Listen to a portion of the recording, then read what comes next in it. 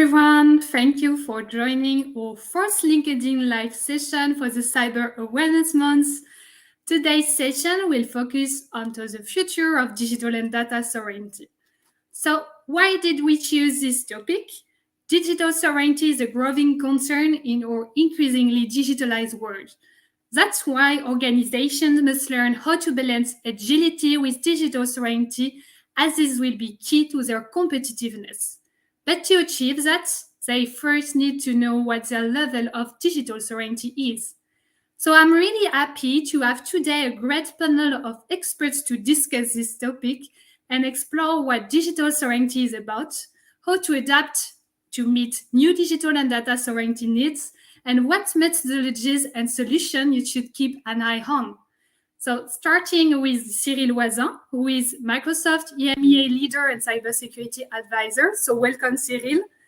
Thank you. Also have the opportunity to have Najib Awini with us, with Dioki CEO and founder. Welcome, Najib. Hello, everybody. Thank you. Hello, everybody. And finally, Vasco Gomez, who is Atos Global CTO for cybersecurity projects and digital security offering technology lead. Thank you, Marjolaine. Good afternoon, everyone. Thank you, Vasco. So now let's go directly to the topic with the first question for Vasco. So Vasco, in the beginning of the year, you have published an article on what sovereignty means and why it matters to organizations. In your article, you explain that it is crucial to agree on the definition of sovereignty in the digital world. Can you explain to us why and share what is your definition of sovereignty? Yes, indeed. Thanks, Marjolaine. We were hearing a lot of confusion and different ways of using the terminology. And sometimes with mixed objectives, people speaking more from a perspective of protecting autonomy or independence, others speaking about their most sensitive information and how to protect these secrets. So and sometimes mixing both aspects in the same sentence or the same discussion. So we thought that there was a need for defining or clearly defining what we are speaking about when we use the word or the adjective sovereignty. We did that in a dedicated release of our digital security magazine, the 6th edition, that is available online, where we provided our definitions. We are humble about it. We don't say that it is the global definition everybody should have, but at least we say, okay, clearly when we use the words, we use these words. And to this complexity and confusion of different objectives, we define what could be data sovereignty and what could be technological sovereignty. We use the word like an adjective and apply to some concepts like data sovereignty and technological sovereignty. And our definition is that data sovereignty refers to the degree of control an individual, organization, or government can apply at different levels depending on who is speaking. So the degree of control they have over the data they produce and work with, whether it's local or online. The problem can be different into both cases, but it still applies. And for technological sovereignty in contrast is the degree of control still that the organization or individual or government has over the technology it uses. And when we use together both aspects, they both contribute to digital sovereignty. So in clear, digital sovereignty is the addition of data sovereignty and technological sovereignty. For digital sovereignty, this is compliant or close to the definition that the World Economic Forum has given, which is digital sovereignty refers to the ability to have control over your own digital destiny, the data, hardware, and software that you rely on and create. So you see that for digital sovereignty, they both take this concept of data and technology by defining software and hardware. And for these two pillars, data and technological sovereignty that sustain digital sovereignty, data and technology, we define three dimensions. One is three different ways of looking at it. One is geographical, another one is operational, and the other one is regulatory. So they both influence these two pillars. It's very clear. We have put it into graphical into the article, so I invite people to have more detail to look at it. But what is more also important is we define that it's a degree of control, a degree or a percentage goes from. It varies. It's not all or nothing. It's not 0 or 100%. And understanding that can also bring a lot of or avoid some mistakes in addressing the problem. So and all these different levels can play on sovereignty, and they are not independent. So increasing one can increase the other. But that's a complex matter. But we have to understand always to which type of sovereignty, or for which type of sovereignty we are speaking about. Okay, thank you, Vasco. So that really means that sovereignty can take many forms depending on, as you were saying, the adjective, for instance, that it can apply to. And this way I will address to Cyril. Cyril, in your job, in your perspective, do you have some examples that you could share with us on what is your vision of sovereignty? Yeah, definitely. So I concur with what Vasco said. It's not binary. It's a level of sovereignty you want to achieve. And I mean, if you are asked, do you want to control your destiny? Yes, everyone is going to say yes. But the thing is, it will come with a cost. It will come with some drawbacks that I think we'll revisit in a minute. I think what I've seen is obviously nations wants to have this sovereignty. That's very important if you're in the public sector, but also international companies. If you are like an international company doing business in 100 countries in the world, what will happen at some point is that what you do in one country might be considered by another country as something illegal or something that you should not do. So if you don't want this country to interfere with what you're doing, basically you want to be sure that you control your data, you control your technology, and that you can be isolated. I want to add another dimension to what was said. Somehow it was mentioned by Vasco, but when we, the hyperscaler, the big cloud providers, we think about sovereignty, usually we think about the data sovereignty, and I think that solves like probably 80% of the issues. We also think about the technological sovereignty, that's the code, but that's also the hardware. How do you rely on the hardware? That's an important part of software security comes from the hardware. But we also think about operations. Everything being provided as a service in the cloud, it's important to know who's going to manage your infrastructure. And that's why, there have been initiatives in France and Germany, for instance, to have trustworthy clouds that are basically operated by new companies that are licensing the technology from the US hyperscalers. So in short, the definition of sovereignty needs to be adapted to the context of every customer, and everyone will have a different requirement. Okay, thank you very much, Cyril. So with this different definition of sovereignty, that means that the level of security in a way should be adapted to the level of sovereignty required by the customers. However, we often hear that stronger security comes with stronger constraints, actually, especially for the user. Najib, in your experience, what is the impact of data sovereignty on collaborative environments? Yes, at Juki, we work with several customers working with Microsoft 365 collaborative workplace. And with the COVID period was a trigger to leverage on all the collaborative workplace like Microsoft. And what we observe when customers want to migrate their data to the cloud, always the same questions comes with the confidentiality and the classifications. And specifically in Switzerland, where we have a strong regulation about data protections, and specifically in the financial sectors, but also in the healthcare, we have the question about can I'm allowed to migrate and to store sensitive data, personal data, in a public cloud like a Microsoft 365. So questions comes around encryptions again. This is where Juki is working about encrypting data before it's saved or stored in the cloud. I can mention two typical example we work with customers. First, one example is with large humanitarian organizations. In Geneva, in Switzerland, we have many NGOs that work with highly sensitive data. Example is data dealing with health, data from beneficiaries or refugees, data linked to also movement of people, migrations, but also data concerning health, like special health system stored highly sensitive data. So for NGOs, there is always the issue about how we can anonymize this data, but we need to use it for analytics, for providing specific services to them. And this comes with a lot of problem when you encrypt the data and you want to use this data for your business.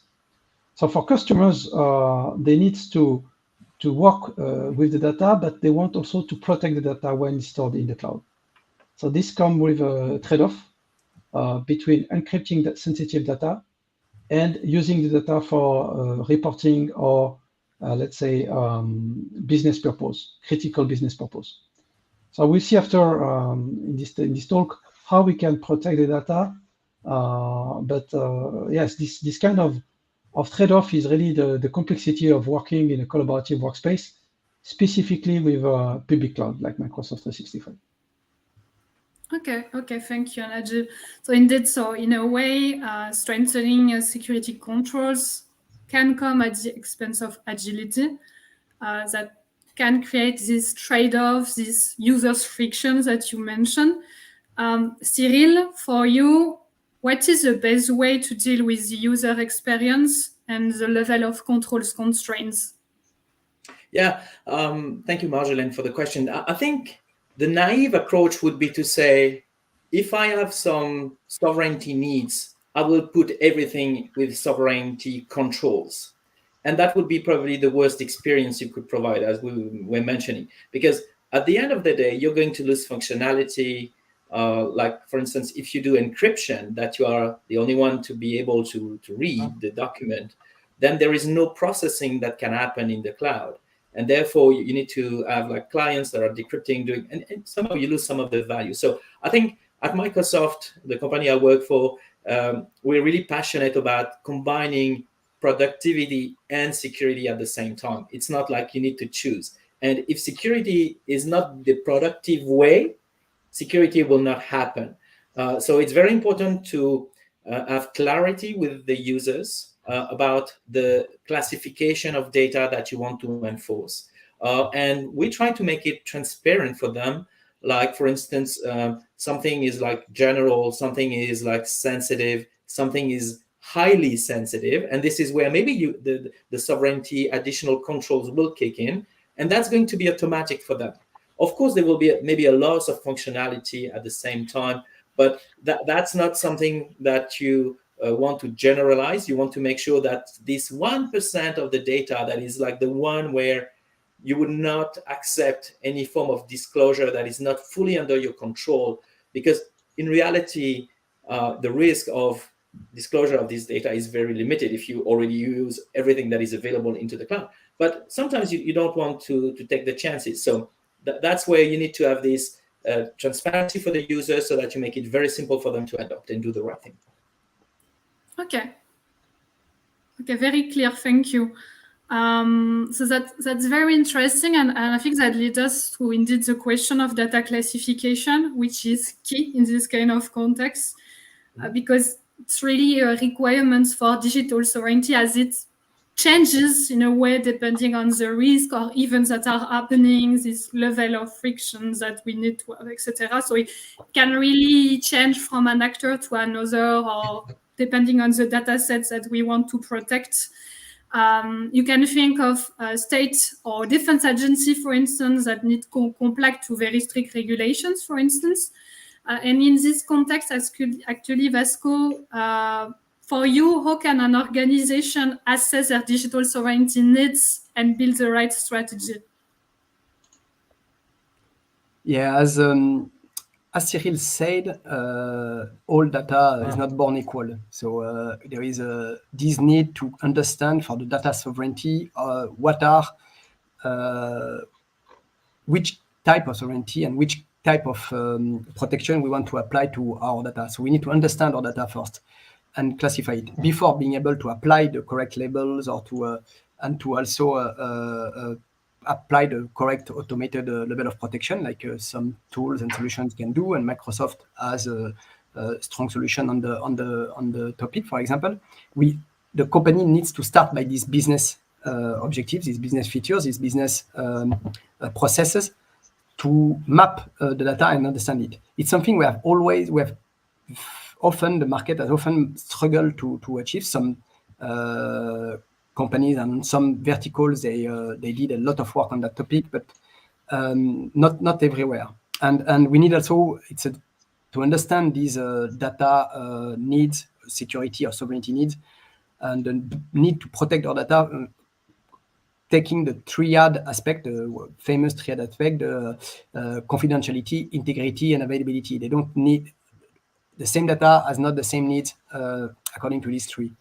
One example, when a company will publish his financial figures for the quarter or for the year, the data needs to be very confidential until the publication, and after the publication, it's public. It's not confidential anymore. However, the need for integrity, that this data is not verified, is very important at that moment also.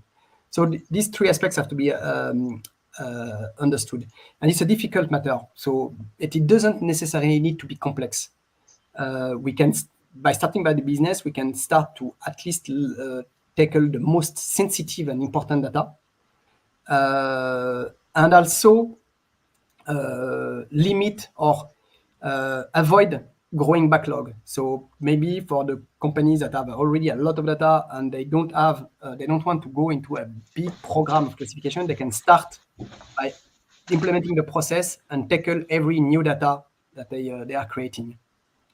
This is even more important now that our digital world has no more perimeter. The perimeter is it's not a new concept, but the perimeter is inside out. The data is in the cloud or in private or public cloud, not anymore on our premise. Even the data that we keep on premise is accessible.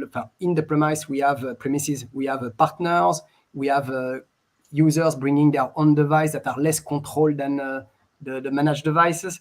We have IoT objects connected by Wi-Fi or over, or soon 5G. So the external trusted data is outside, and untrusted devices are inside. So you cannot just rely on this big firewall to protect you and say, when you are inside the firewall, everybody has access to everything. So data classification is even more important. And in this world, this new world, your data is one permission away from anyone. So on top of, Najib mentioned encryption to protect the confidentiality and integrity of data. But on top of that, you have also to protect and to really control your identities and their accesses. It is now more than ever. It has always been, but it's now more than ever a critical security control. And also make sure that you get right the others. Security professionals have advised the market and their customers since a lot of times in this security in depth and these layers of security, by not only acting on encryption and identity and access management, but these controls rely on underlying layers. So an application, the workload where it's running, and the network. So this needs to be secure and strengthened as much as possible as makes sense according to the objectives. And also, of course, keep the capability to detect security incidents if these controls fails, and respond to these events in a timely manner. Thank you, Vasco. So indeed, you mentioned very interesting cybersecurity capabilities, IAM, security defense in depth, and you mentioned encryption. This is a focus that I would like us to have here.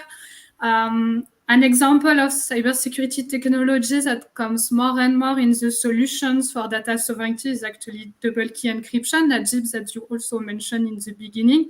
So could you please give us a little bit more of details about these solutions, what DuoKey brings, and maybe go further on the examples that you mentioned with the NGOs, which could be very interesting here in the kind of use cases that we can address with this technology. Yes, exactly. So when I was previously, my previous job was chief security from a crypto bank in Switzerland. And as I mentioned before, the Swiss banks are regulated by the FINMA, which is the regulation body, which state clearly the rules about storing sensitive data when we use public cloud. When I left my job for international NGOs and working with them to design a secure solution for using a public cloud with encryptions, we work closely with Microsoft to design the solution called double key encryptions. So in 2020, I think 2 years ago, we worked with these NGO organizations to define a way to protect Microsoft documents before we store and save the document in Microsoft Cloud. And this solution was designed closely with Microsoft Group, with the product team in US and this NGO in Geneva, to find a way where we can protect the document, keeping the control of the encryption keys. This was really a challenge because at the in 2020, as you know, we were in the COVID period, and most of the users were working remotely. Having access to highly sensitive document from a built device was considered high risk for the organizations. So we have to ready to find a solutions taking care of sensitive documents. And this is where double key encryption comes with Microsoft and DuoKey. So we find a way to say, okay, we want to protect a document, but we need to work on this document. And we don't want Microsoft or any third party being able to access this document. So how we do that? So you know the bank, when you go to the safe, you have one key of the bankers and you have one key for the customers, and you can open the safe banking. You see that in movies with Swiss bankers. In fact, we get inspired by this movie, where we say, okay, we need two keys. One key will be kept at Microsoft, but the second key that opens the safe will be under the customer control. And when I say under the customer control, will be exclusively under the customer control. That means this key does not exist in Microsoft Cloud at all. It exists in the customer's environment in your local jurisdiction, in your local country. And this is really important for this NGO I work with, because it has no jurisdiction, this NGO. It's a country. So it needs to own jurisdictions. And what we designed with Microsoft, it's a way to say, okay, we get the key from an API, they give the public key, we encrypt the document with the key that encrypts the document with this public key. And only the private key that stays in the in the customer control can decrypt the document. Then we can say, we save the document encrypted with that key. And the key that encrypts the document is encrypted with a customer key. And the key that encrypts the metadata of the document is under the Microsoft controls. So we protect the metadata with the Microsoft keys, and we protect the key that encrypts the document with the customer keys. And then we solve the problem of sovereignty, because we say we can store the document in any place, Microsoft, Google, Dropbox, wherever, we don't care, because we are sure that this document will be decrypted locally, transit by the Microsoft Office with the double key encryption system, guarantee that even Microsoft or any third party will not be able to decrypt accessing the encryption keys. And then we solve the issue of accessing and controlling the access to the encryption key. Then with DuoKey, we work closely for several other customers in the luxury sectors, but also in banking sectors, to use exactly the same principle to use other use case. Because when you can double encrypt, you can say, okay, we encrypt the key that encrypts the document, and we save the data in any cloud. It could be Amazon, Google, wherever. So what we do with DuoKey, we apply this principle of double key encryption. This is where the name DuoKey comes from. Duo is double key. So this is the origin of the name for people who wants to say why you call the company DuoKey, is double key. And we start the business with double key encryptions. But now our business is going larger because we apply the same principle for other use cases. So this is kind of technology solution we can use for Microsoft, but we can use the same principle for Google Workspace, for Amazon, or whatever public cloud. Thank you, Najib. So you were mentioning that you work closely with Microsoft, and we have the chance to have Cyril here. And Cyril, so can you explain a little bit more on why Microsoft chose to go towards double key encryption in this context? Yeah, so I think this is linked to what we said earlier. We want to simplify the user experience. And as a user, if for normal classified data, I have one solution, but for very sensitive data, I have another solution, this is like not easy to use. So the idea was to say, the user will just say, this is highly sensitive. And then in the back, we will do the tagging, we will do the encryption, but we will do it differently. We will use 2 keys so that we can have a number of guarantees for customers. So what are they looking for? Basically, there are 3 scenarios that push people to do DKE, dual key encryption. Not double in the name of the solution we created, but that's using double keys. The number one reason is you want to be the only organization that can decrypt. So you want to have a proof that no one can decrypt. The second one somehow is derived from this one, is when you have a reason to not fully trust your cloud provider. You think that there could be legal ways to force the cloud provider to share some of your data in a lawful process about a specific user and so on, and you don't want that to happen. And the last reason might be regulatory requirements that Najib mentioned earlier. I wanted to emphasize this tension between usability and security. When you use DKE, you will have a loss of functionality. So everything that the cloud can do for you, like when it sees a message and it can check the message and say, oh, I need to apply a specific rule based on the content of the message, doesn't work anymore, because of course you cannot read the document. If you want to do e-discovery, like there is an investigation in your company and you want to find the content of some documents for your lawyers to study, this is not going to work transparently. If you want to use the online versions of Office 365, like you want to modify the Word document into the browser, it's not going to work because the browser uses a server that is into the cloud provider, and you don't want them to have access to the data. So it's logical that you cannot have this kind of access. This is part of an arsenal of sovereignty controls. We're also working on confidential computing, for instance, when you want to reduce the level of trust you need to have into your provider so that you can do some form of processing of data in use, but it's still data in clear. And I saw Carol had a question. Hopefully we'll come back to our question soon. And we have like also data residency and of course partnership with like companies like DualKey and Atos. Thank you, Cyril. And I like your expression of arsenal of sovereignty controls, because this is definitely the case here on what is needed. Maybe just last questions to you, Vasco, before we jump to the question from the chat. For this actually arsenal of sovereignty controls, can you tell us a little bit more on how to complement these solutions? Because we mentioned in the previous conversation that we had the importance of our security modules. What can they bring actually in terms of solutions, especially for European customers, of course, but can you tell us a little bit more about it? Yeah, thanks. Good point. Good point, because we are speaking about encrypting data, and it's critical.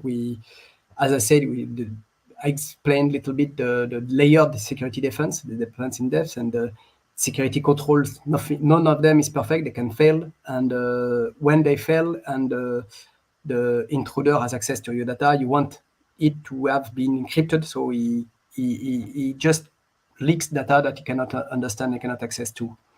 But this has to be implemented correctly. It's a complex matter and has to be implemented correctly. We have seen too many security incidents, intrusions, where the attacker has accessed both the encrypted data and the decryption keys. Hence the importance of these solutions to make it good. It is so important. It has been put as a security. It's at the core of the modern cryptography principle, called the principle of Kerckhoff.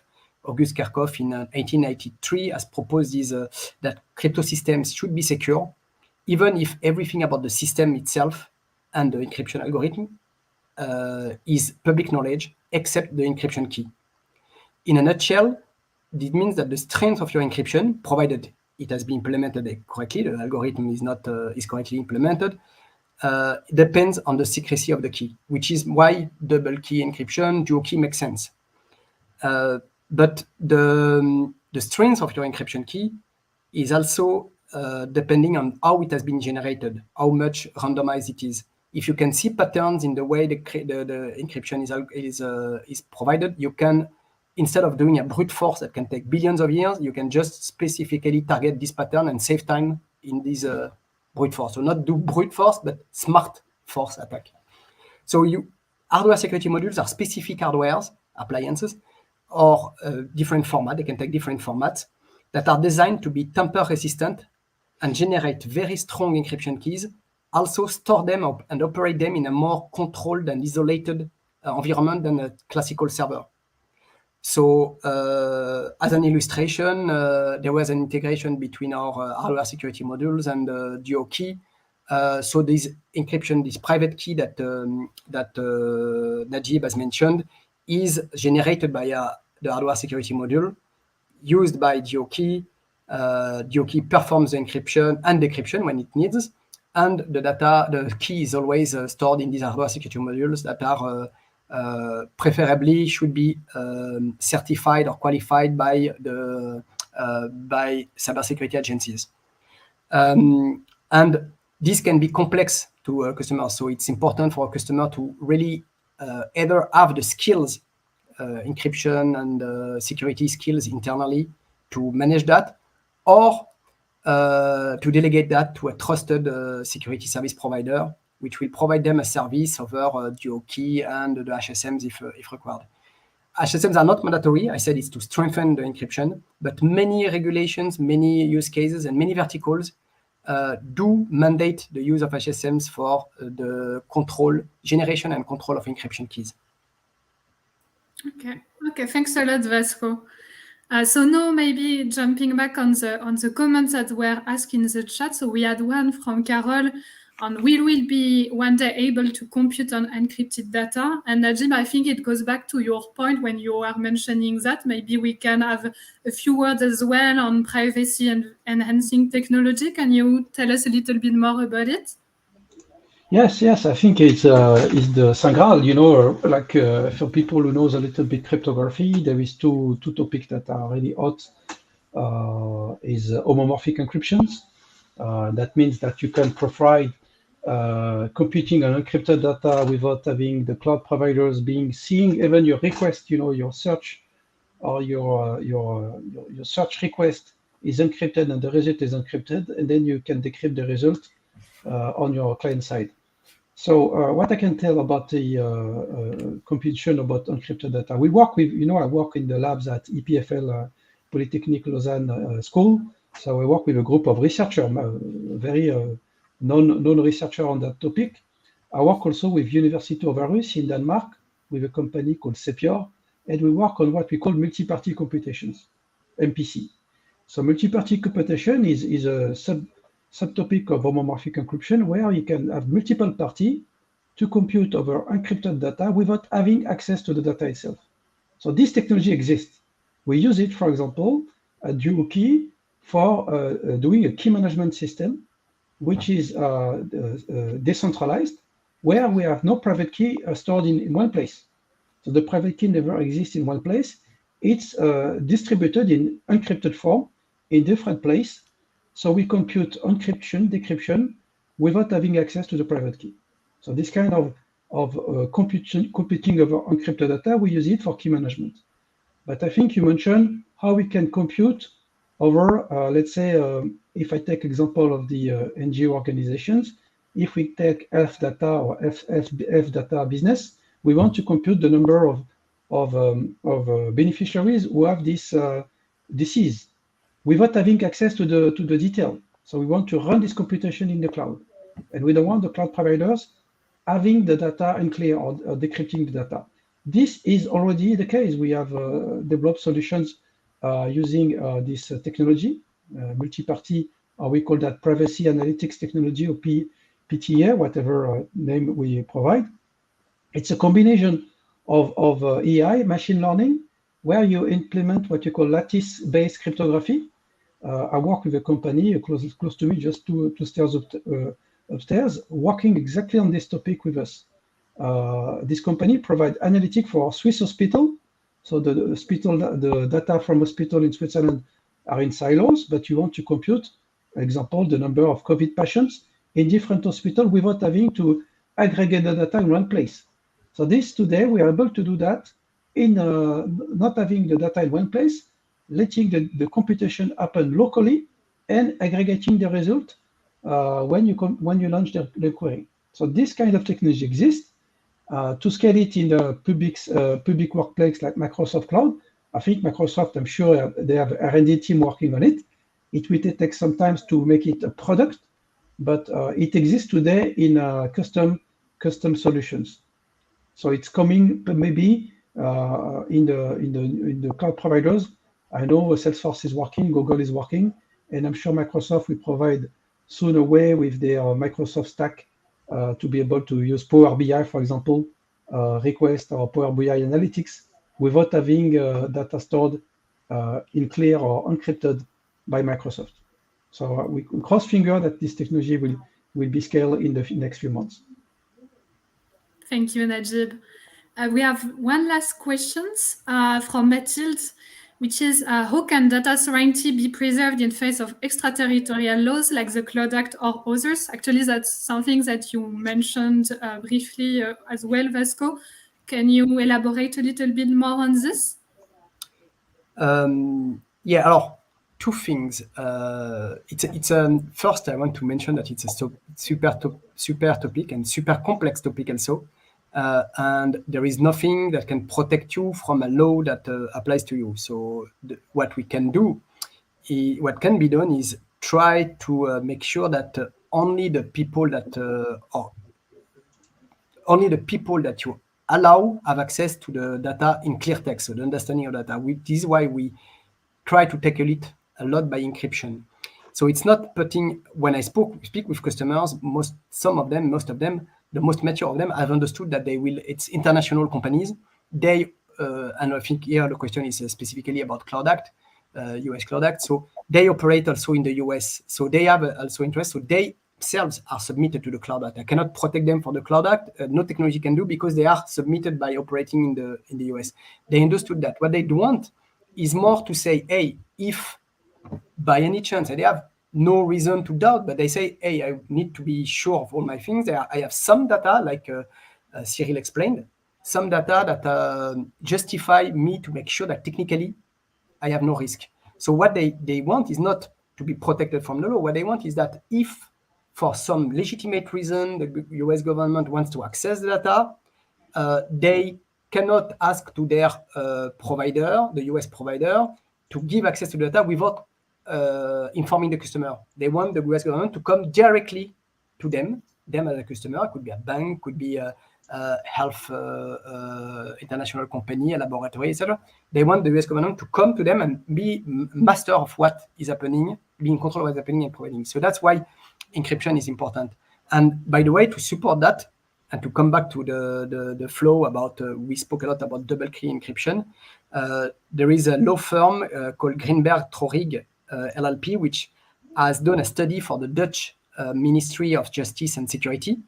And in their conclusion, they mentioned that Microsoft double key encryption will prevent access to most data. And they mentioned it in a discussion within the context of Cloud Act. So it's not protection about the Cloud Act, but giving this technical protection to the data that brings to the customers the fact that, hey, I control who has access to my data. Okay, very clear. Thank you, Vasco. So we are actually hitting the end of the session. So I would like to thanks a lot for speakers today for their time and for this very interesting discussion and conversations. Thanks a lot to our audience, of course, that joined the session today. I hope that you learn more about how to keep control over your digital infrastructure and the importance to recognize that achieving digital sovereignty is not a all or nothing approach, because there are various levels of digital sovereignty on a scale that is always evolving. So this LinkedIn live session was the last one of our series for the Cyber Awareness Month, but you can, of course, access the recording of this session. I think it would be this week, but also of the other ones that were played all along October, but like, for instance, critical infrastructure resiliency, phishing attacks, and the role of regulatory authorities. So you will be able to access all of that on our Atos YouTube channel. So if you are interested, you can go there. You can also visit our website. And I would like again to thank all of you and wish you a very nice day. Thank you. Thank you. Bye. Thank you. Thank you. Bye.